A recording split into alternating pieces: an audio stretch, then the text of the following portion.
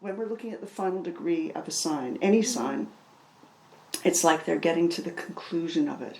They're actually at they're finishing the experience of that sign. Okay. Right? This is the maturing experience of the sign, the ripened experience of the sign. Okay? And with that 29th degree of Gemini, you are at the ripening end of this, and you're actually already kind of tipping into Cancer.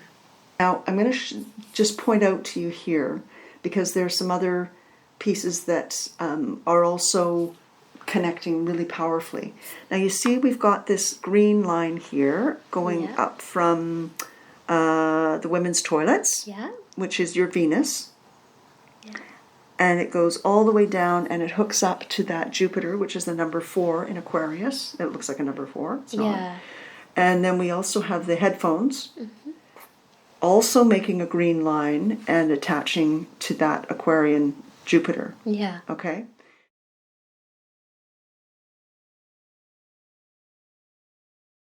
Come on in. Thank you. Snuggle in. Okay. So, we've got your chart in front of us. Have you ever seen your astrology chart before? I think once, but to be honest, at the time I'd asked my mum when I was born and she gave me my brother's time, which was really unhelpful. So this will be the first time I've seen an accurate one. Okay, all right, good. Okay. What do you want from this? An astrology reading can be almost anything in terms of, what are we looking at? Is there anything in particular that you're looking for? I mean, clearly, you've got cameras set up, so there's an element of you wanting to kind of share what your experience is, but it needs to be valuable for you too. Yeah. Yeah? Yeah.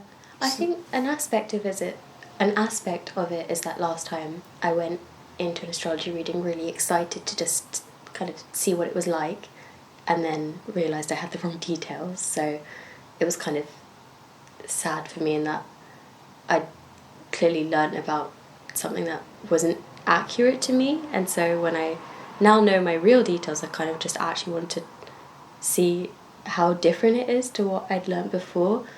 But before it was just like pure curiosity into, because it seems quite mathematical and like logical about how it all is, and I think I'm really interested in almost learning it myself to an extent, but so lost in the deep end of like information online about where I even start learning something like that. So So there's a lot of mathematical detail insofar as we're working with basically trying to express a multidimensional reality in a two-dimensional kind of graph. No, it's not a graph, but a whatever you want to call it, chart. Yeah. And so the way we do that is through numbers, and numbers actually meet,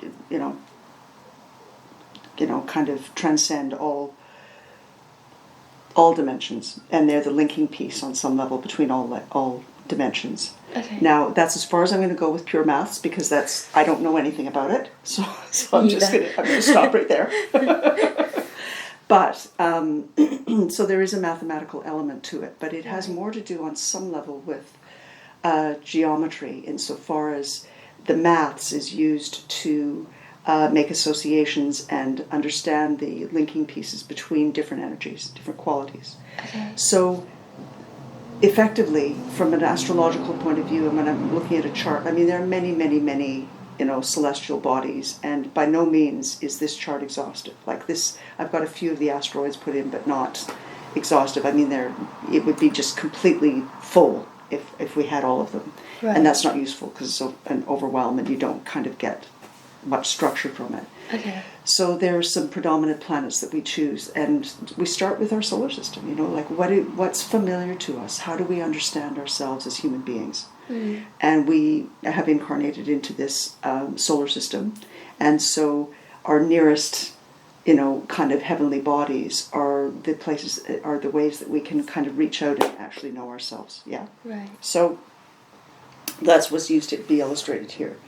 You mentioned that you had been for an astrology reading before with somebody else's details, which is interesting. Yeah. And to that end, we think we've got your right details here, which is great. Yeah, double check this time. It's definitely me. Perfect. Not my brother. But that said, there are many ways of understanding and looking at different things. So rather than actually kind of me just standing and delivering, let's sit and have a conversation. Yeah. Okay? So it's like there's a level of, hopefully, of exchange where you can feed back and go, don't recognize that, or, oh, that makes sense. Okay. Right? Yeah. Because that's part of, for me, that's part of the engagement of astrology. It's not about, I'm going to tell you how it is. Yeah. Right? Yeah. Because this is a flat screen, right? And you're not a flat person. And so you have had life experience that will give you different progress with some of these planetary aspects than others. There are some that typically we experience later on in life because they have a longer cycle of maturation. Okay? So for me to just stand here and kind of go, it's like this, it's like you may have no experience of something, kind of going like, what are you talking about? Yeah. And on another level, I might be talking about something, and you're kind of going, that was, because we're working in these differing cycles that actually are cumulative, and they kind of spiral us through experience. Right. So the long and short of it is, it's really worth sticking around in life because you never know how things are going to play out. Okay. Yeah. Because things unfold, right? Yeah. A chart isn't just, this is it. It's like we are an unfolding process. Yeah? So, let's take a look at this. I'm going to clean my glasses again. So, your sun, which is represented by this glyph up here, which looks a bit like a target, Okay. is, and that's the representation for the sun, is at 29 degrees of Gemini. So you are at the very, very, very last degree, but there are 30 degrees in every sign. So you are at the very, very end of Gemini. Right. Okay? Yeah. Now, you will know, we all know from, well, not all, but, we know typically from popular astrology that Geminis are communicators.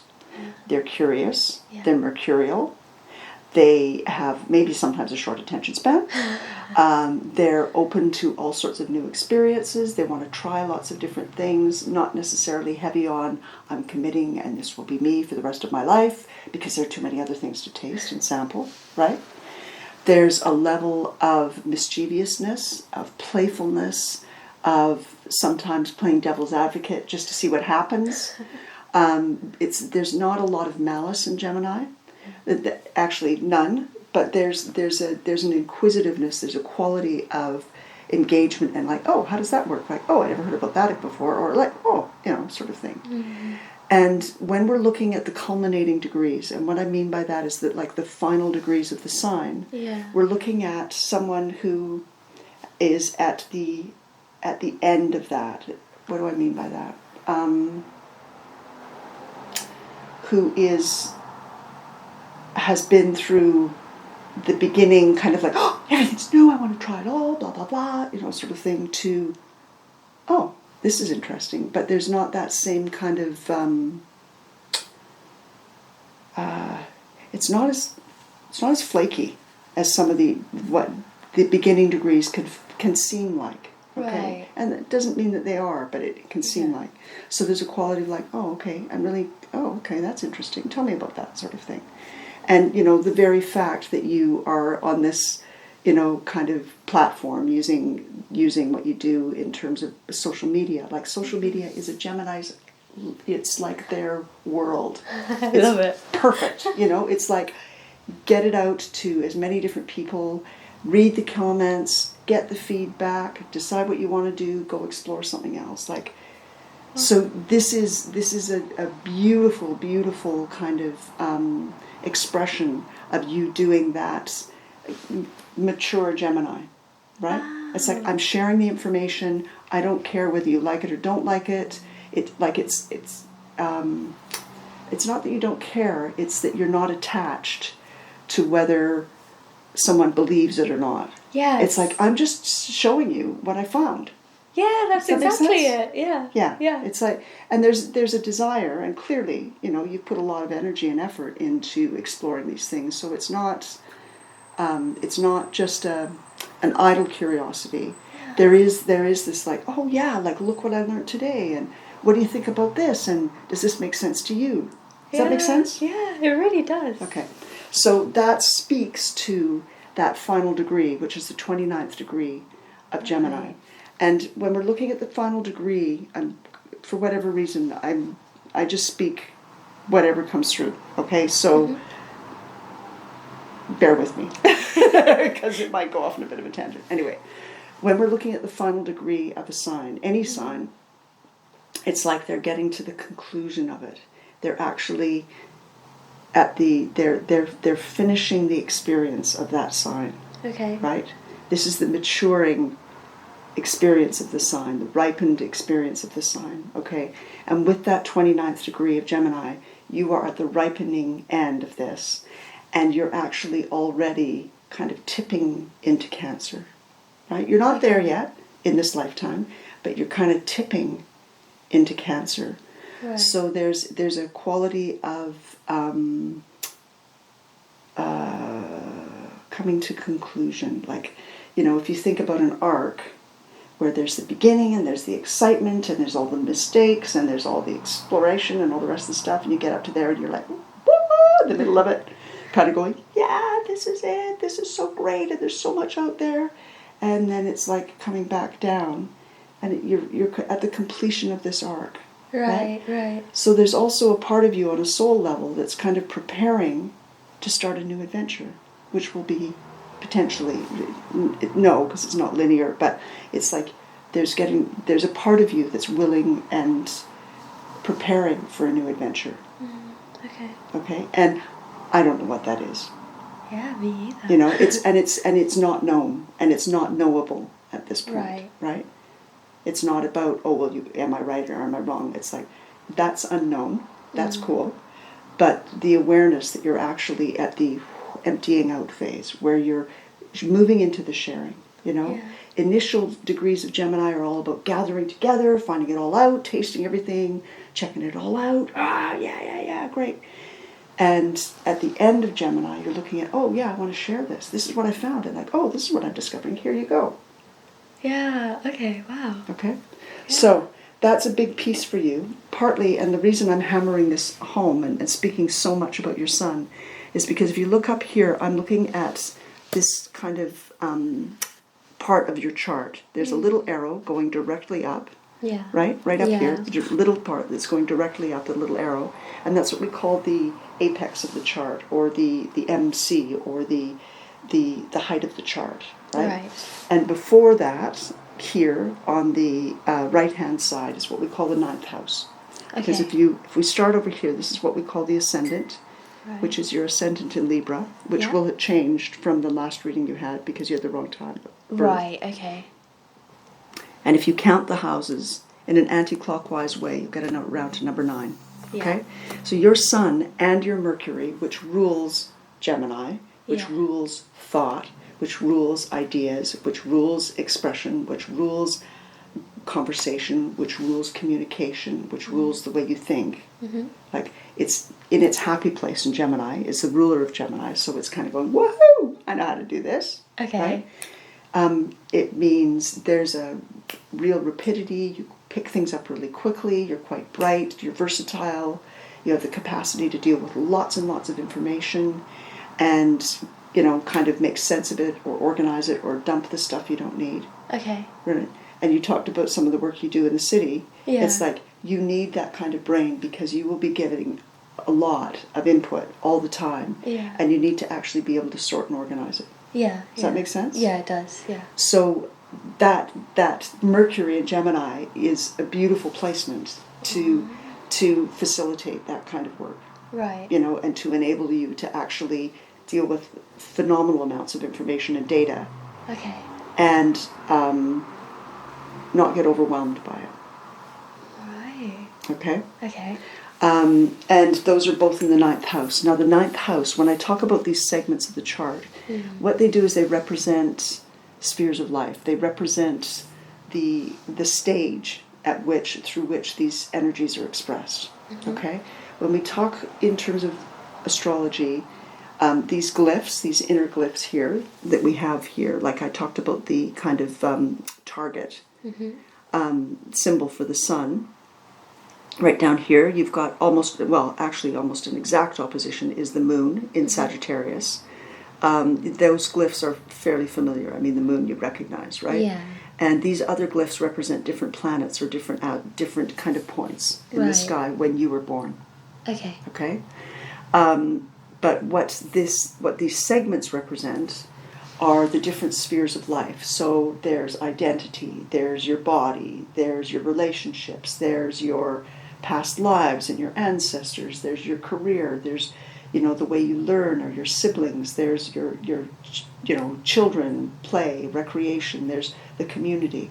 Right. Every one of us has all of these different spheres of our lives. Right. Okay? Every single one of us has these 12 segments. Okay? But where the planets fall within those represents a kind of an exaggeration or an infusion of particular energy that's gathered together and finding expression through that particular part of our lives. Okay? And your sun, which is a major planet for us, your sun sign, and your Mercury, which is it's super in its happy place in Gemini, are both in the ninth house. Okay. Now the ninth house is where we go to look for exploration, higher learning, travel, and moving beyond the boundaries of data. Right. So there's a little bit of an interesting kind of it's not contrast, but an interesting kind of juxtaposition of that curiosity and that, like, oh, what's that about? And it's in the ninth house, which is going to take you to, but what's the truth? Like, what's the bigger picture? And what goes beyond that? It's like there's going to be a level of dissatisfaction with you asking a question and someone saying this, and you're not going to walk away happily and go, oh, okay, that's the truth. That's the reality of it. That's the end there. Mm-hmm. There's going to be a part of you that's going to want to push the bounds a bit and go, and then what? Yeah, okay. Yeah? Yeah. So the first thing you did when we sat down and we were talking a little bit about your previous experience of having your chart read was to say, number one, it got messed up with your being your brother's time, which is hilarious. I think it's brilliant. And that's Mercury. Like, Mercury is just playing tricks, right? It's like, oh, okay, so we'll throw this in the mix. But you also expressed an interest in, I think I want to learn about this. Yeah, yeah. That's the ninth house. Right. Okay? Yeah. Because the ninth house not only wants to learn about things more in depth, but in turn will turn around and actually share it and teach it. Right. The ninth house is about teaching, sharing information. And it's not just information, it's wisdom. Okay. So there's a qualitative difference between learning facts and understanding how those facts fit into a larger context. And I know you know what I'm talking about because I can see this here. Right. And there's a part of you that is always going to be curious and driven by how to fit this into a larger context and to make this available to someone else. Yeah. Wow. Yeah. Yeah. That really hits home. So yeah. Yeah. So what we also have down here is your moon, and I'm going to just draw our attention to that partly because it's got an opposition. This red line here between the sun and the moon, they're direct opposition, and this is at 25 degrees of Sagittarius, and this is 29 degrees of Gemini. Gemini and Sagittarius oppose one another. They're opposites of one another. And your Mercury is at 22 degrees. So if you think about it, in terms of degree, this is where the math comes in terms of degree, your moon sits opposite, but right between those two. Right. Up here. So it's effectively, it would be 25 degrees here. that it's sitting almost directly in between those two planets, which are very strongly placed. And that's in the 3rd house. Okay. Now, if the 9th house is about wisdom and higher education and philosophy and understanding and potentially spiritual inquiry, not necessarily, but potentially spiritual inquiry. Let's leave it with philosophy. That can have some flexibility there. The 3rd house is about learning, new ideas, our local data collection. Okay. All right. Now, what's also kind of cool is you've got this contrast here because your moon here is in Sagittarius. But Sagittarius is about the big picture. I want to know what the truth is. Yeah.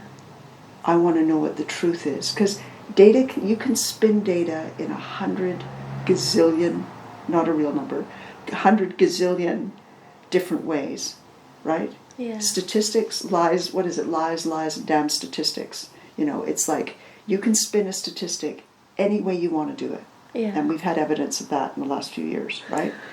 But Sagittarius wants to know what the truth is. Okay. Sagittarius wants to know what the truth is, even if it's painful. Right. It's like, I want to know. I have to know. Yeah. And your moon, our moon, when we talk about the moon, the sun kind of relates to our heart. And I'm saying this in contrast to just kind of put them in relation with one another because they're tied so tightly in your chart. Yeah. The sun is where your heart is. Okay. The sun is the heart of you. It's like, it's the central piece. I mean, you're familiar with the chakra system, right? Yes. Okay. Yeah.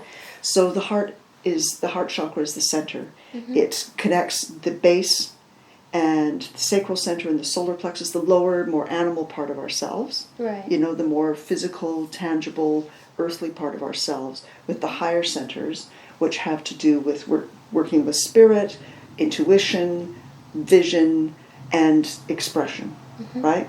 So these are the higher centers. The heart is the pivot point. It's where everything culminates and comes together and gets expressed through there, right? We take from spirit, we receive from earth, and it comes through in a mix and is expressed through our heart. Is this making sense to you? Yeah. Okay, That's cool. interesting. So what the moon does is the moon actually is connected with the crown chakra, right? Right. So if you think about the moon being this crescent shape, and you just, for fun, tip it on its side, you've got this bowl, right? Yeah. And this is the bowl that receives inspiration. It's the bowl that receives spirit. Okay. It's like a receiving dish. You know the receiving dishes and huge radio things, they've got a bunch of them outside of Cambridge, right? Yeah.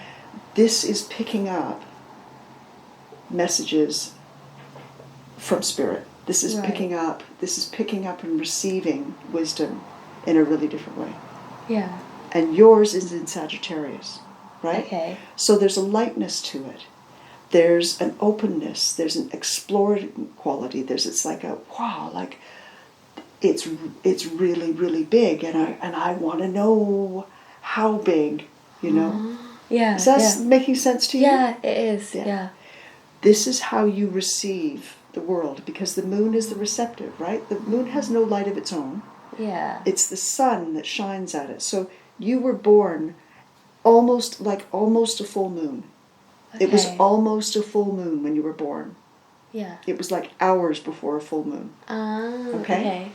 So there's this conversation that goes on between the perennial student who wants to gather all the information and check it all out, and the moon that wants to actually know the truth. Right. So there's this beautiful, beautiful tension between this, and so it's an exalted point, right?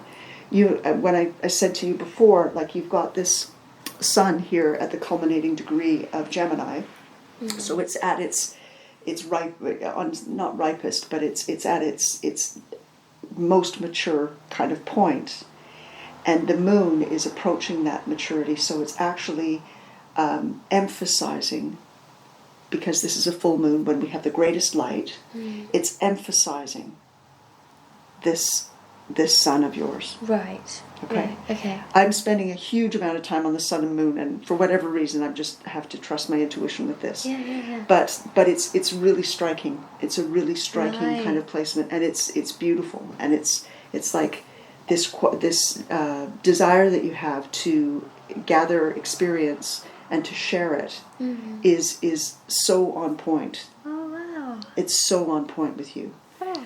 Now, what you're going to notice is there's a whole bunch of jumbled mess of spaghetti junction here in the center of your chart, right? And that's common for everybody. We all have different things. And what these different lines do is they connect the energies of these different planetary qualities with one another. And when we have a connection with different planets, it ties them in, and it's part of integrating our chart. And sometimes they're more comfortable and sometimes they're less comfortable. Yeah, okay. Okay? Yeah. So it's not necessarily just a walk in the park. It's not always super easy and happy and flow and, we're all doing the surfing thing. Sometimes it's like, or like, there are different parts of you that are just kind of going, it's not comfortable. Or it might feel like you're up against something. Yeah? Or there's a conflict, or it's really hard to get yourself organized and motivated and moving. Yeah. Yeah? Yeah. There can be all sorts of different ways that those things express themselves. And those are represented, like whether it's harder or easier, is represented by the degree of separation. Now, again, we get back to math. It's one of the things that you brought up at first. Yeah, okay? yeah. So if you take a look at this, right here, we've got these two planets. Up here, they're 7 degrees apart, but Mercury moves really quickly, so we're going to say that they're actually almost conjunct. Anyway, conjunct means as one. That they operate as one. Right. Okay? So they're connecting with these strong red lines to the little headphones. See the headphones here? Yes, the headphones. And we've got the men's washroom right here, which is the symbol for Mars. Yeah. Okay. And they're in the 12th house. Right. This is the last house. It's the culminating house before we start again with the ascendant. Right, okay? so this is number 1. Your rising sign, okay? So we've got these at roughly a 90-degree angle because they're, it's the headphones really that are the 90-degree angle. No, we've got Mars too. Anyway, so it's, when we're looking at a 90-degree angle in a chart, it's one of those really uncomfortable, like, conflict places. It's like we just do not get one another. Right. And there is no amount of us talking this out that we're going to get to understand one another, because I'm looking this way and you are looking that way. Right. Right? And what I see in front of me is never going to be what you see in front of you. Does that make sense? Yeah. Yeah. Okay. They don't match. So there's a conflict there. Okay. And the conflict is in you. And Right. sometimes it might feel like the world is creating that conflict or showing up as that conflict, right? Okay. And it's like, I just want to, like, why can't you? And they're kind of going, no, it's not like that. Yeah. Okay. Okay? Yeah. This is part of your own inner conflict. Okay? And the frustration of that is that you will try 100 different ways to describe what you're seeing, which is over there. Okay. And I'm looking here and I'm kind of going, no, I'm seeing, it's like someone trying to describe. Do you know the metaphor of the elephant in the room?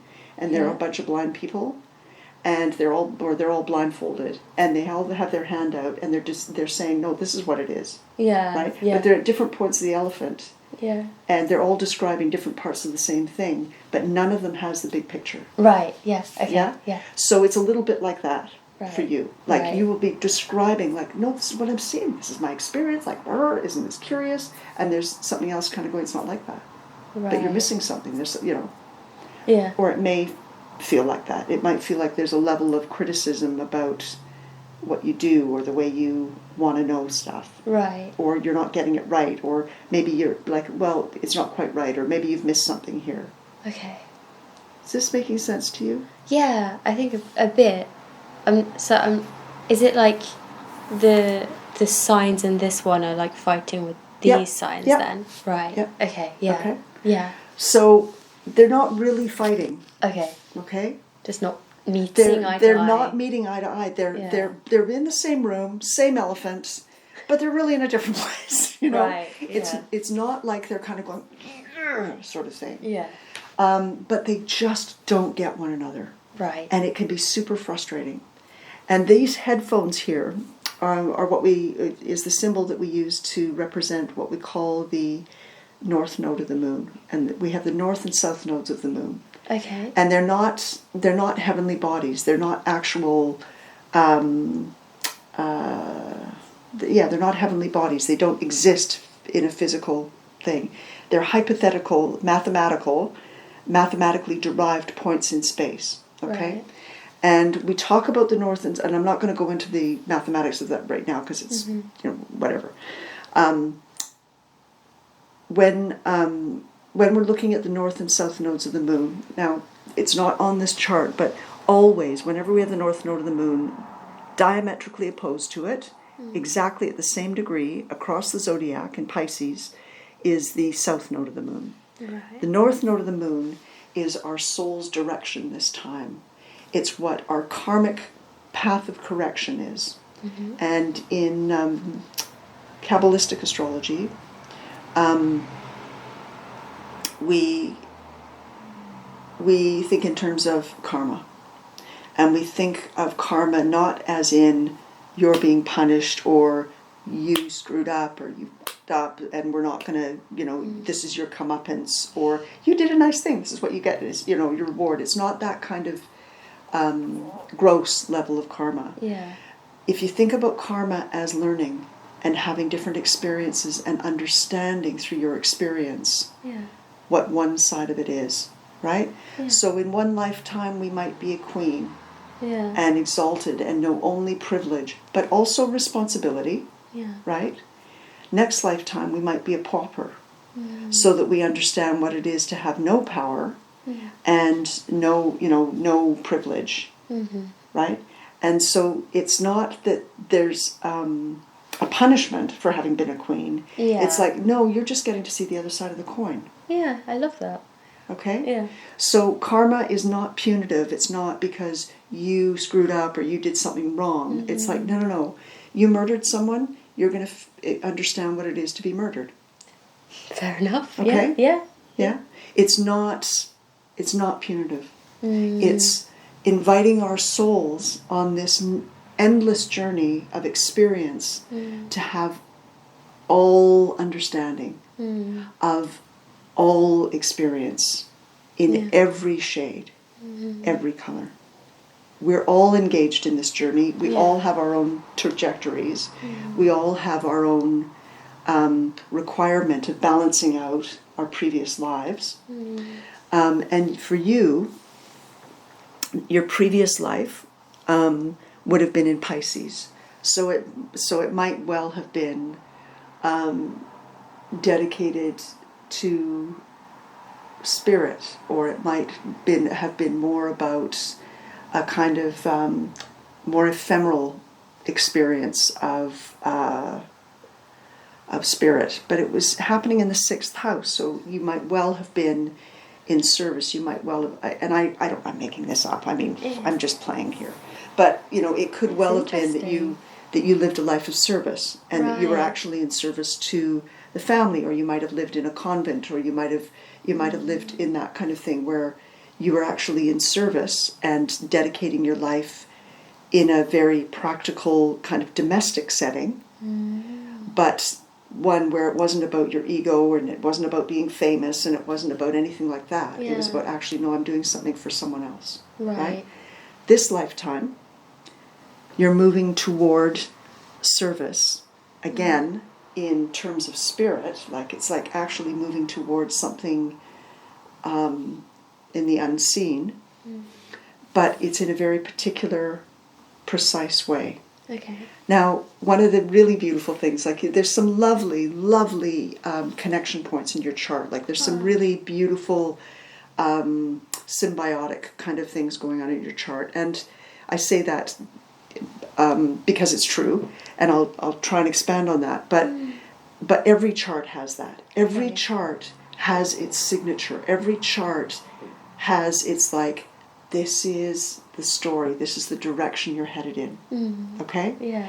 And that's one of the things that continually delights me about astrology. That's lovely. You know, I mean, I've been studying astrology for a long time, but it's like I kind of go, oh, of course, like that's the piece. Like this is the direction. This is the synthesis of this person. Right. And our personalities do all sorts of weird stuff. You know, like they go out in all sorts of tangents and take us off in different directions. Yeah. But there's always a level of symbiosis in a chart. And the symbiotic piece for you is connected with sharing information, but it's not about sharing information so that, look at me, I'm so great, I can tell you all of this stuff. It's about, no, this is in service.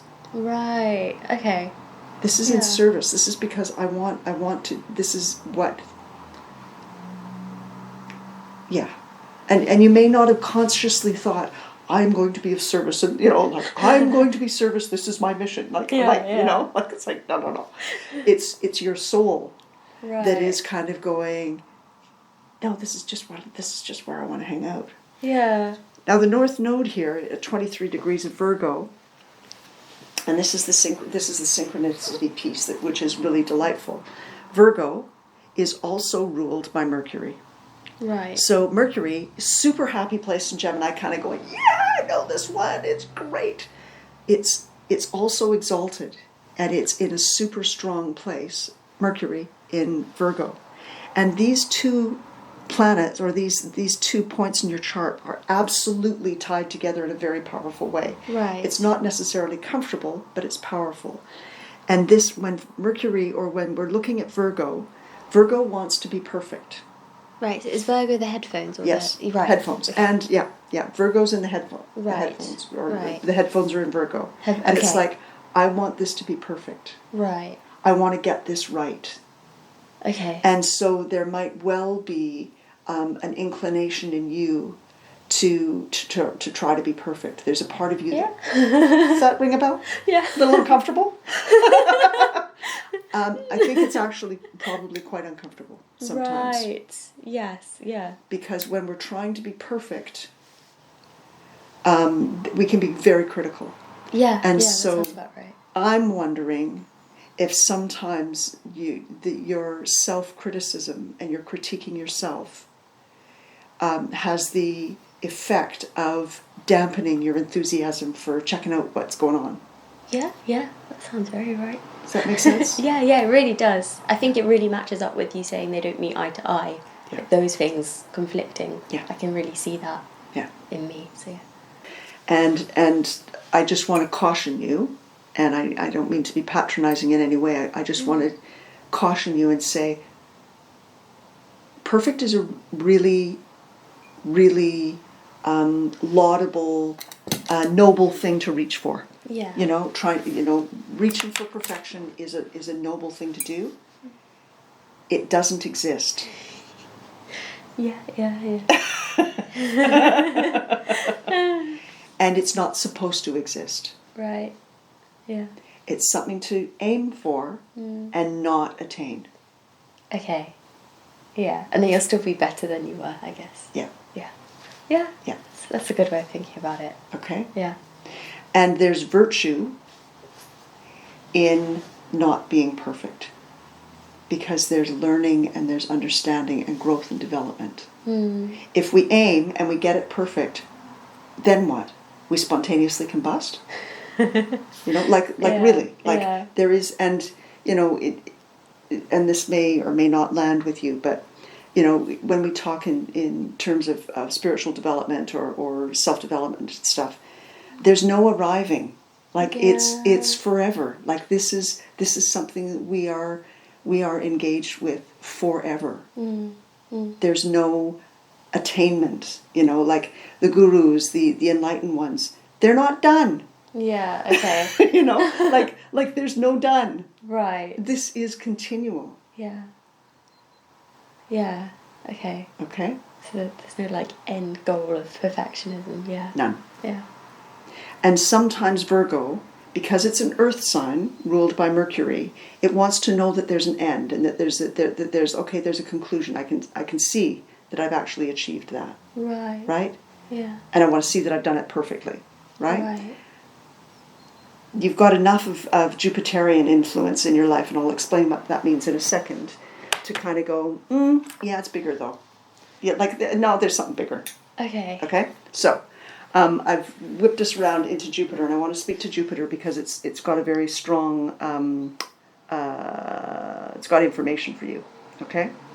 Right. So, the reason I'm talking about Jupiter, which may seem to come out of left field, is because Jupiter rules the 9th house. Okay. Jupiter also rules Sagittarius. Right. Okay? So when I talk about rulership, the planets are associated with the signs, and they're also associated with the houses. Okay? And they, like I said, that Mercury rules Gemini and it rules Virgo. Okay? Yes. So there's affinities. There's a natural place for them to be. So when I've got that much expression happening in those kind of places, I go, yeah, I want to see, where's Jupiter? What's Jupiter doing in your chart? Okay? Right. So I look at Jupiter. Jupiter looks like a 4. It's down here at the kind of in the 5th house in Aquarius at 21 degrees Aquarius. So, oh man, you're probably going through some things now in terms of what's going on in the world. Like the world will be activating your Jupiter. Okay. And the circumstances of the world will be encouraging you to broaden your horizons and to think differently about things. Okay. Okay? Aquarius is amazing. Well, they're all amazing. Every sign I'm in love with, I could wax lyrical about them all. Aquarius is an air sign, like where your sun is, because Gemini is an air sign. You've got a lot of air in your chart, which lends itself to conceptual capacity. It's like you can think outside of the box. It's like you're interested in all sorts of different things. And it's not necessarily this deep emotional attachment to ideas, but it's like, oh, that's cool. Yeah, yeah. I could go there. Oh, I wonder, That sounds very me. Yeah. So that quality allows you to actually open things up, and it's like, wow, you bring air into the room. Yeah. It's like, oh, this is interesting. Like, oh, I hadn't thought of it that way. Right. So your Jupiter is sitting here in Aquarius at 21 degrees of Aquarius. Aquarius is like, whoop, it's totally out of the box. Okay. Aquarius is alien energy. It's so beyond what we logically see and think and hear and taste and stuff. Like, it's like open season, like anything is possible. Right. Okay? And Jupiter expands everything it comes into contact with, right? Okay. So this lets me know that I could say anything to you and you'd kind of go, oh, cool. Yeah. Like, you're never going to be the one to go, doesn't exist, or no, prove it, Yeah. Like, you may not necessarily believe me, and you might not necessarily take on board what I'm saying as the fact, but there's going to be a quality in you that kind of goes, well, maybe. Yeah, that's so accurate. Yeah. Wow. Like, maybe, okay, cool, Yeah. that's interesting. No, I hadn't thought of that. Yeah. And so there's that ability for you to really think outside of the box and to be curious about what's outside the box. Yeah. Like, oh, God, I never thought of that. I mean, anything from helping people calm down if they're feeling anxious, and it's like, this is an eye exam, and like, it has a soporific effect, and who knew, right?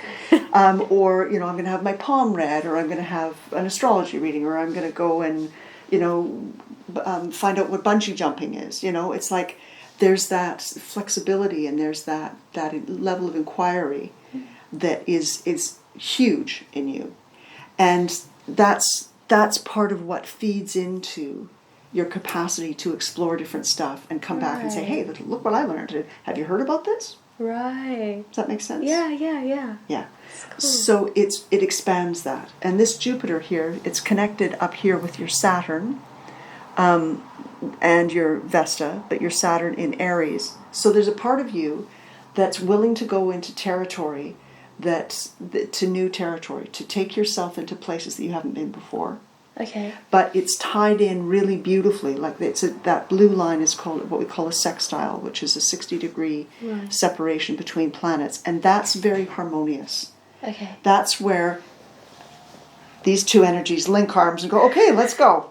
You know? Right. Instead of fighting one another, they're buddies. Right. They're not the same, they're buddies. Okay. Okay? And it's kind of like, okay, I'll go with you. And Saturn is about Right. structure, it's about discipline, it's about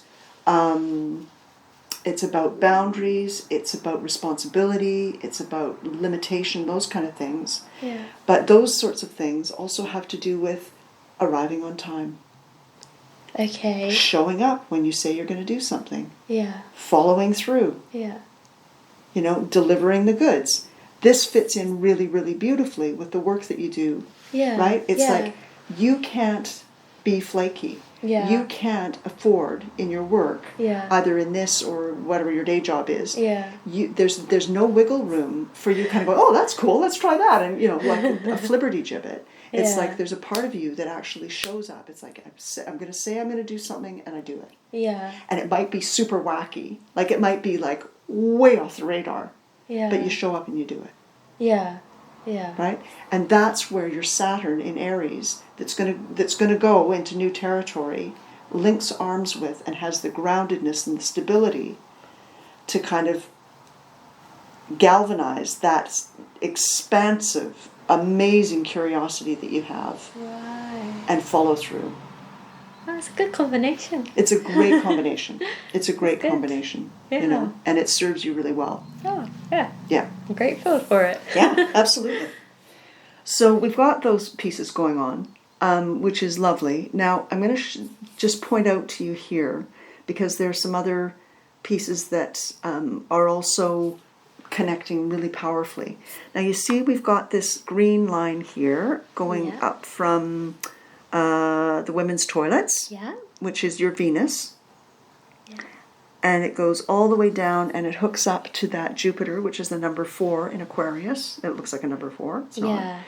And then we also have the headphones, also making a green line and attaching to that Aquarian Jupiter. Yeah. Okay?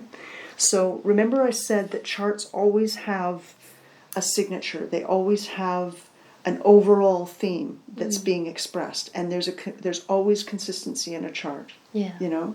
That's the way we're designed in terms of our incarnations, okay? And sometimes there can be different focuses, like some people can have more than one focus in their life.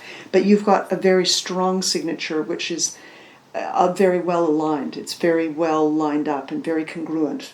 Yeah? Right. And these green lines further demonstrate that. Now, the green lines are what we call quincunx. And it's 150 degree, or 170 degree separation. And what they're a bit awkward, and they can be a bit undermining, and they can feel a bit clunky and uncomfortable because these two energies are doing really different things. They have different job descriptions, like really different job descriptions. So it can feel a bit clunky and awkward, and that they're at odds with one another. However, there's a kicker here, okay? And the kicker is that we've got this kind of green arrow pointing toward that Jupiter in Aquarius, which beautifully ties in with other things in your chart. Yeah. And when we've got this particular green arrow, it's like there are these two pieces up here which are kind of in a very awkward expression, kind of undermining expression with that Jupiter. Yeah. But because they're both culminating in Jupiter, they're pointing you in the direction of Jupiter.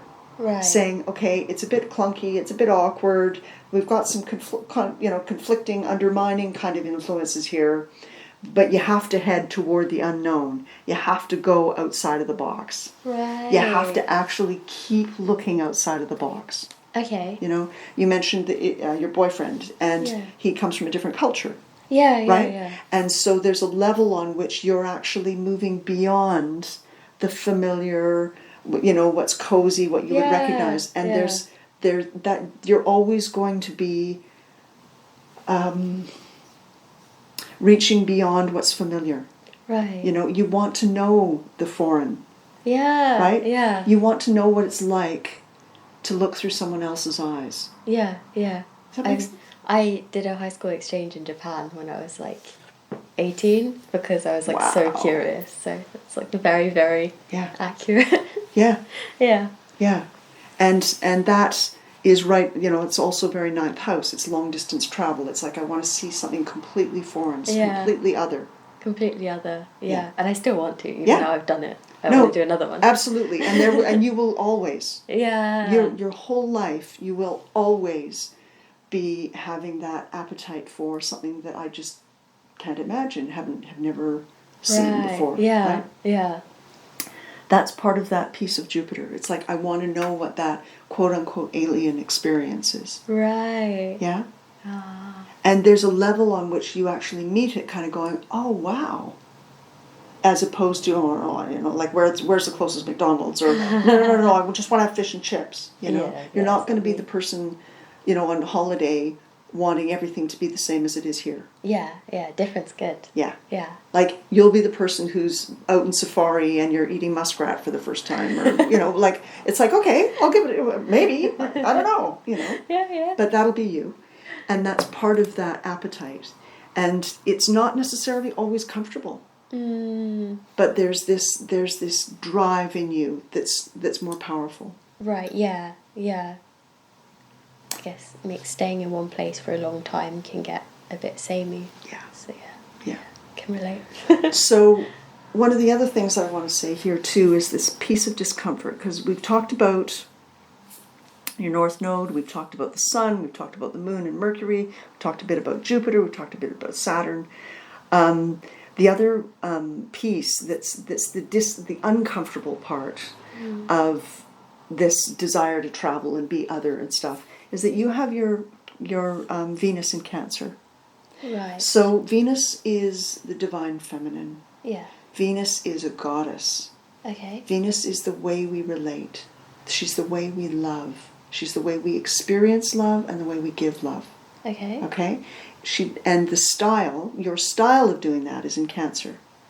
And Cancer is about nurturing, it's about feeding, it's about receiving food, it's about receiving emotional support, it's about being cared for emotionally, it's about emotional intelligence on that kind of level. So,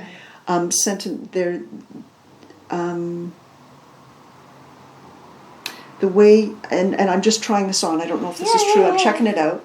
One of the ways that you might show someone that you love them is to remember a detail about them. Remember when their mother's birthday is. Want to send flowers or acknowledge something. And there's a level of sentimentality and connection to family, which is really powerful. Yeah. But it's the way you love. It's like your language of love is to take care of how you might feel about that. Yeah. That's right. Does that make sense? Yeah. Very sentimental things. Yeah. Yeah. So that's really powerful. Right. Venus, as women, our Venus is important. And I mean they're all important, and our Mars is also important because we're always a mixture of both. Mars representing the masculine.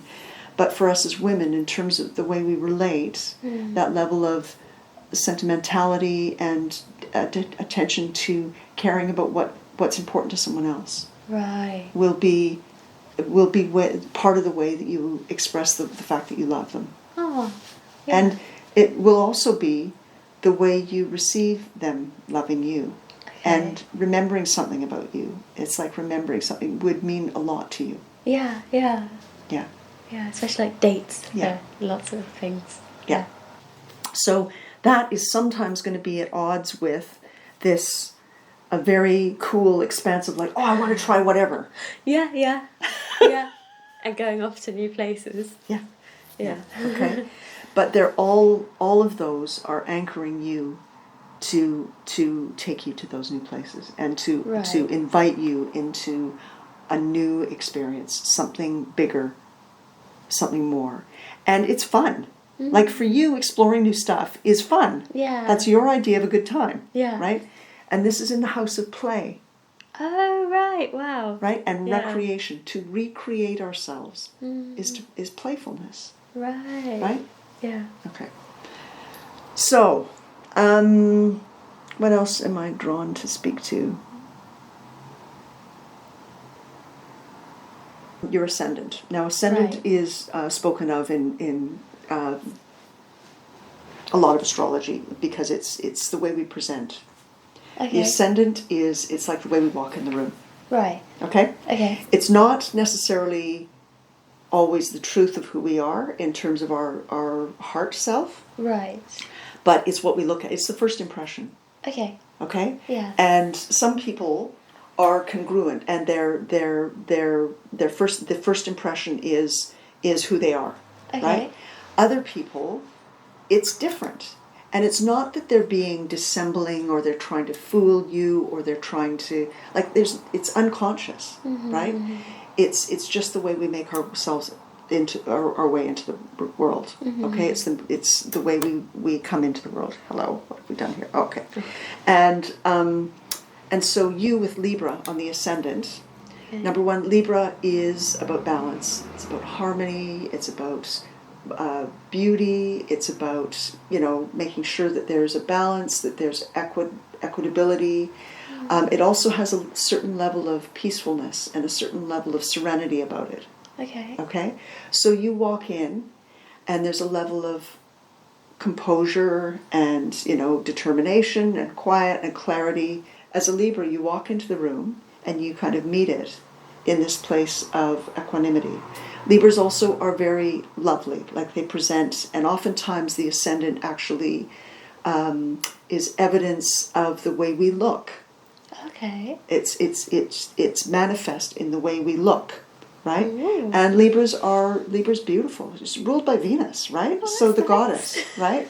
So there's a level of beauty, Oh, wow. right? And balance in the features and the way, sort of thing. And so there's that quality of the way you kind of begin to engage, which is light, it's airy, Taurus is also ruled by Venus, so can be very beautiful, but it's much more earthy, Right. right? It's much more earthy. Okay. It's a different kind of expression of Venus. Just like Mercury has its expression in Gemini of being like, blah, blah, blah, blah, and in Virgo it's like, oh, how does that really work? Right.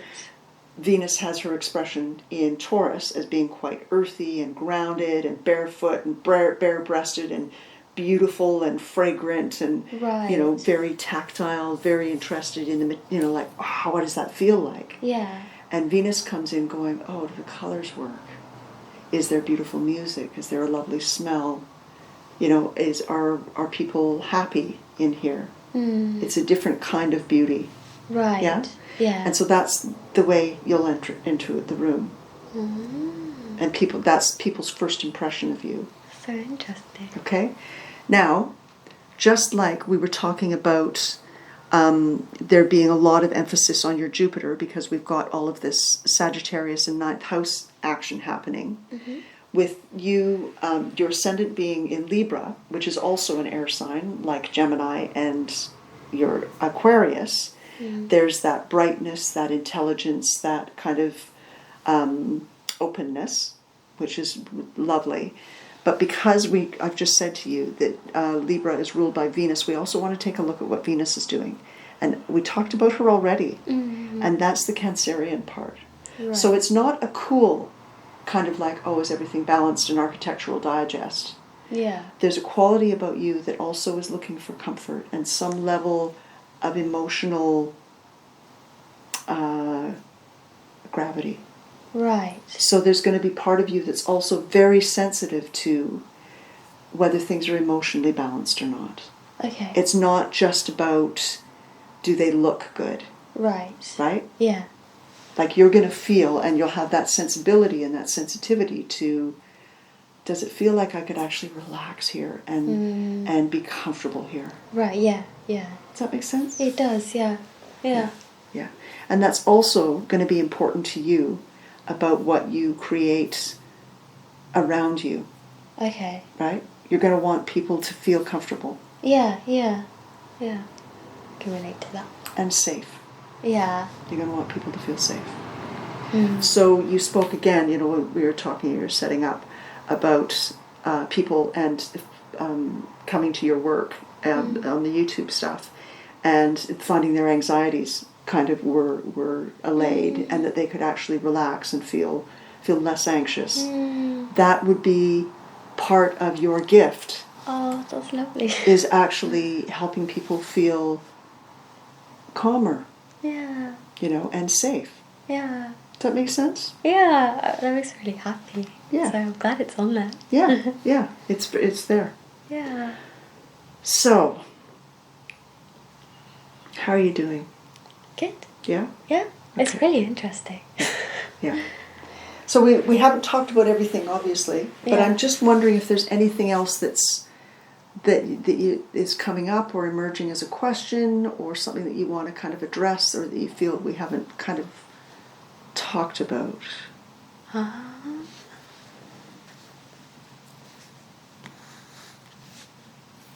can't think of anything because I don't necessarily know all of the kind of symbols and stuff. I think So don't worry about the symbols. Yeah. I'm asking you to actually move into yourself and just Right. kind of go, is there something in here that's I'm kind of curious about or... Right. I think it's really curious the idea that so even if there was you have to be rooted to one place to have other things fulfilled. You're always aiming for something new and I don't know, always aiming for something new. I don't know how possible that is, but then I guess I'd be feeling left unfulfilled if I'm not always aiming for that new thing. So it's just, it's kind of sad to see in that if you want emotionally to feel content and rooted and have family and people around you, you can't always be aiming for that kind of foreign fun place. So it's annoying how those are clearly contrasting. And that can feel like a conflict. Yeah. And it does. When I look at those green lines, they undermine one another a bit, and so there's going to be a tug in you. It's going to be oh, this isn't comfortable. Yeah. Right? Yeah. Yeah.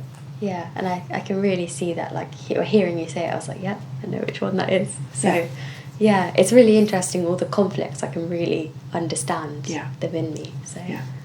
And when I look at charts, and when I first started looking at charts, because I have a lot of conflicts in my chart, and for a long time when I was studying astrology, I'd look at squares and go,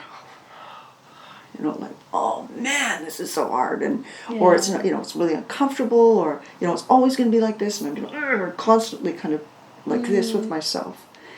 And as I've gotten older, which by the way is great, aging is fabulous. I got it. I've just it's a very great thing. What I've understood about it, which I couldn't understand before, was they've made me strong. Right. And they've made me resilient, and they've made me they've anchored me in a kind of strength. So I mean, I'm not saying I can withstand anything, just to let you know. This is not inviting thunderbolts here. They're coming, I know. But there's a level on which, because I've had that conflict in myself, I know that I have the capacity and the resources to deal with whatever shit comes up. Sometimes I still get scared and I kind of go, I don't know if I'm going to make it or not. Yeah. But there's a and this is age and experience that I kind of go, yeah, and okay, I can do this. Right. And so it creates a lot of strength. And so that conflict that you feel, and it's painful. I don't mean to make light of it, because I can see that that's painful. It has a different function. It has another purpose. Right. That will enable you to fulfill what you need to do in this karmic piece. And this karmic piece for you is about actually, on some level, serving spirit. Right. Okay. And when I say serving spirit, you are spirit. I am spirit. It's not like it's something outside of you. Yeah. It's like, it's actually knowing that you're part of a way, way, way bigger story. Mm-hmm. And not only are you part of a bigger story, you have a function to play, you have a role to play in terms of inviting people to think and to understand that we are all part of a much bigger story. Right. Yeah. Right? Because there are going to be many, many people in the world, and people that you reach through your work, that are going to think this is all there is, and it might be I'm bound by anxiety, but I'm all boxed in, or this is the only thing there is, and I've got to make my rent, and I've got to, or it's just about my boyfriend or my brother, or it's just about that kind of world. And you, by virtue of your work, are opening the doors a bit and saying, oh, but it's much bigger. Okay. Yeah, that's nice. Yeah. Yeah. That's what it's about. So, right. but you're also connected to how painful it is and how challenging it is. Yeah. To feel the attraction to the comfort, the home. I know this. It's familiar. It's safe. Yeah. Right. And if you didn't have that awareness, if you didn't have that conflict, people couldn't relate to you. Yeah. Yeah. They'd have no way of hearing you. Right. Yeah. But the tenderness of your own experience is the bridge that invites people to trust you, to be able to kind of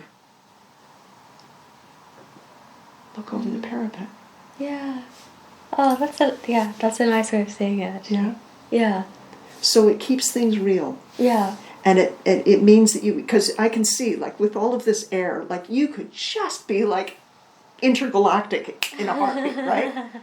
But there's this tethering, there's this tenderness here that's keeping it real and keeping you human. Right. That which is always good. Yeah. Yeah.